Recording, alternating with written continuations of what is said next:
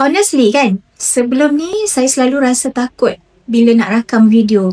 Rasa tak yakin, suara pun susah nak keluar, kadang blur nak cakap apa. Tapi lepas kita join kelas pada hari ni, Assalamualaikum warahmatullahi wabarakatuh. Hai semua, saya Aziz daripada Setapak Kuala Lumpur.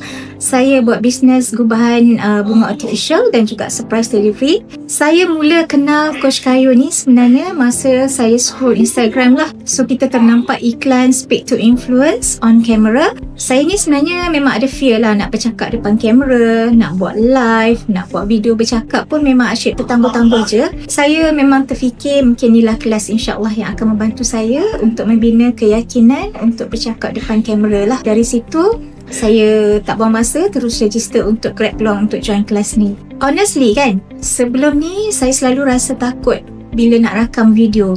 Rasa tak yakin, suara pun susah nak keluar, kadang blur nak cakap apa. Tapi lepas kita join kelas pada hari ni, saya jadi lebih yakin untuk mula buat video sendiri.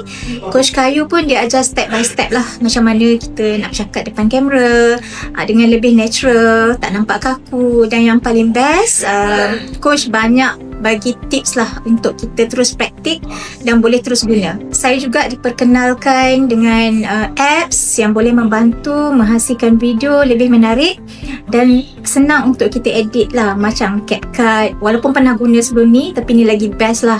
Edit sebab Instagram, ChatGPT untuk kita dapatkan skrip, dan juga apps rahsia yang akan Coach share. Saya tak tahu sebelum ni kan. Okay, so ini membantu untuk kita membina konten tu dengan lebih mudah dan fun.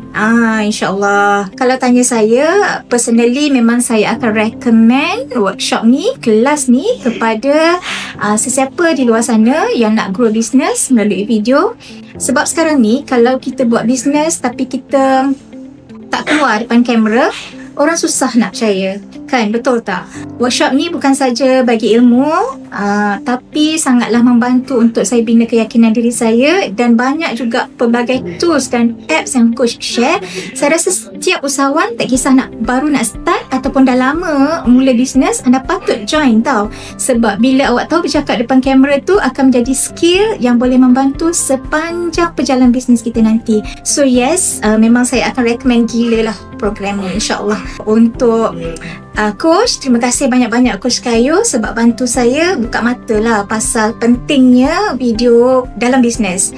InsyaAllah lepas ni saya akan apply semua tips yang diajar pada hari ni untuk naikkan lagi bisnes gubahan bunga dan juga surprise delivery saya.